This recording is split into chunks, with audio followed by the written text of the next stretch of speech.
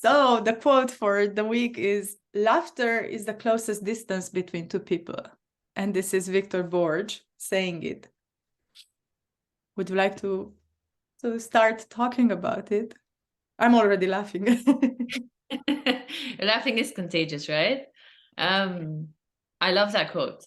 I love it. It works. And I read something recently that also made sense why it works.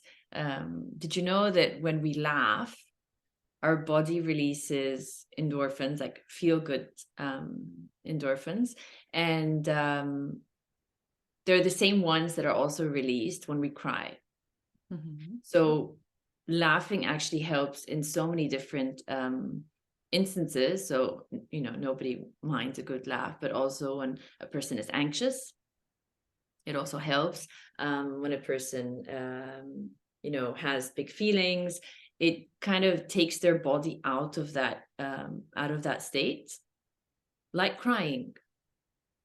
Mm-hmm.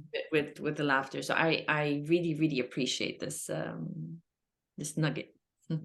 Yeah, I always tell parents that laughing releases as much emotions as crying does, and which one do we prefer? Because it's obvious we prefer laughing, and yet there is a point when laughing is not possible anymore, and then we need to create the space for the crying, for the child and for ourselves too.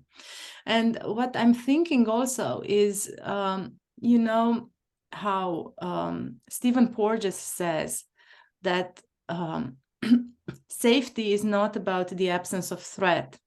It's about the presence of connection. And that's where this quote took me. Like, laughter is the closest distance, because it's like with the birds singing.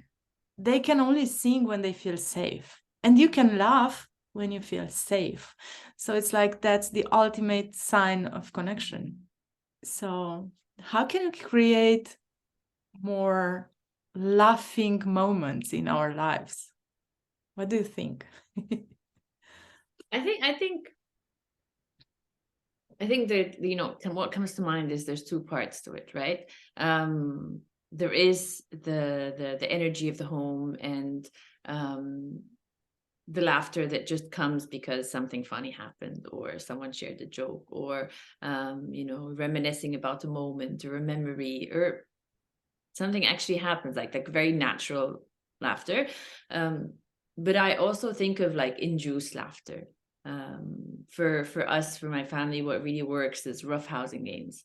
In the morning, you know, this reminds me, I think a couple of weeks ago, we had a tough morning getting out of the house to school, and to just lighten up the mood, you know, I said, okay, let's get ready fast enough and we'll have a game of hide and seek to the car.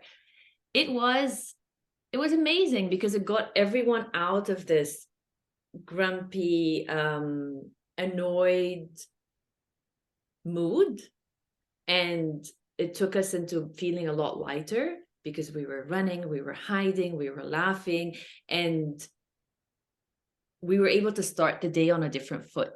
And I just want to add there that it doesn't mean whatever happened in the morning, whoever upset who, or what happened that didn't work for us as a family was ignored, but it wasn't the time to talk about it. You know, we did have to get to school. There were big feelings involved. So it wouldn't have made sense to talk about it. So it was changing our physiology, changing our demeanor, getting to school, having our day, and then coming back when everybody's more relaxed, and talking about what happened. Mm-hmm. And laughter really helped us get there. And it was induced because it was, you know, intentionally playing a game that could get us, like you said, connected. Yeah, it's connection, it's presence also. You are fully there. You cannot read something and also talk to your child and laugh. I don't know, it's somehow you are fully present when you laugh. And yeah, where I'm also going with this is how, you know, emotion is meant to move us, to stir something within. And whenever we make our children laugh, we should persevere. Like if we can get a giggle out of them, especially when they are really upset, let's say, or really not in the mood, if we can help them with that, we start shifting something within. Something starts moving, and it's valid for us too. Sometimes if we are too caught up in our story, in our, oh, he did this and he did that, and look how he's doing, and look what she's doing, and we find that window where we can maybe smile a bit, or we can, it totally helps us shift perspective, right? It moves that emotion, it allows it to do its job. How would you go from a moment where you said like that and then to try to move it around? It's similar to what you were explaining. It was just that I was also very we were in this fight, my son and I, and he wanted to spit, which I don't really like. And I also understand that sometimes that it's needed, right, to express that emotion somehow.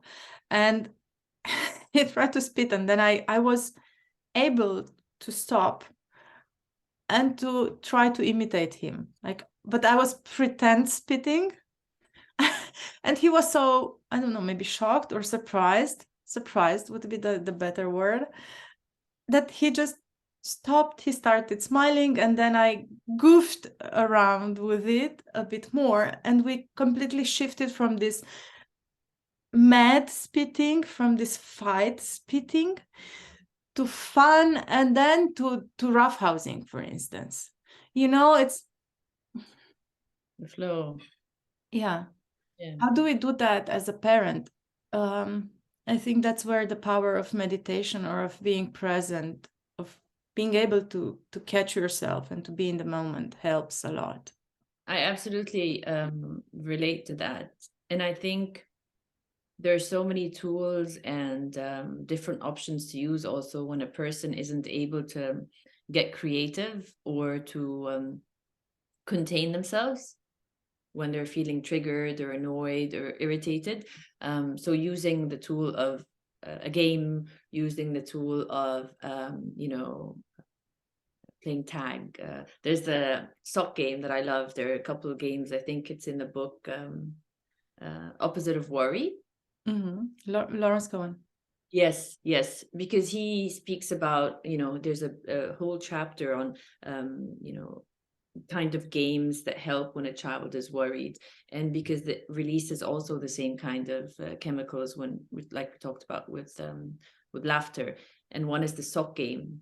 So everybody on the bed, or and you try to take off each other's socks.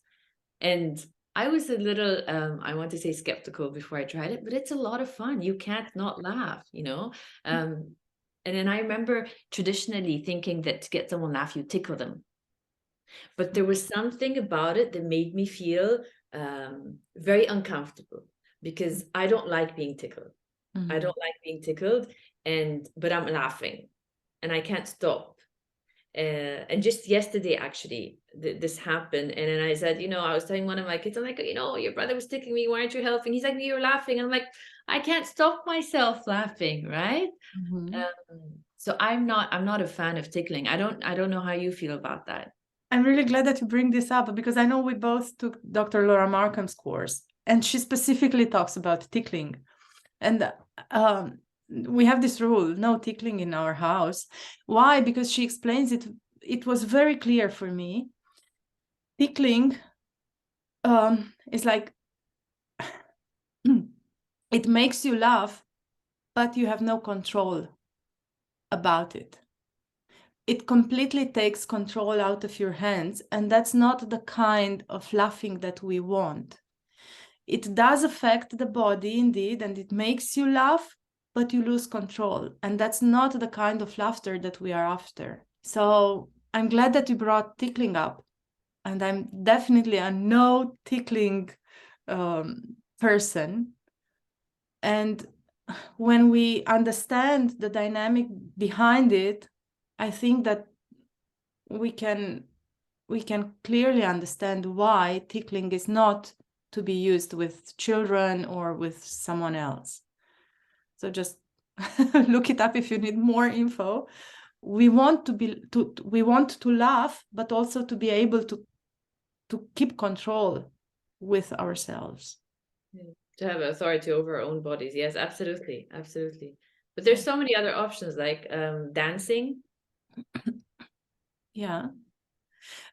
It can even be like, I'm about to tickle you. It can be, sort of a pretend tickling with no touching. And even that brings already the joy and the laughter, but it doesn't take away the control. Or I love that you brought up Dr. Larry Cohen. He has the playful parenting approach, let's say, and he has the playful parenting book. And there's so much explanation on game and on play. It's the same. Laughter moves us, just as crying does. But who doesn't want to choose laughter over crying, right? And he has so many, let's say, ideas of how to turn this, let's say, a fight into play. How to bring play into our lives.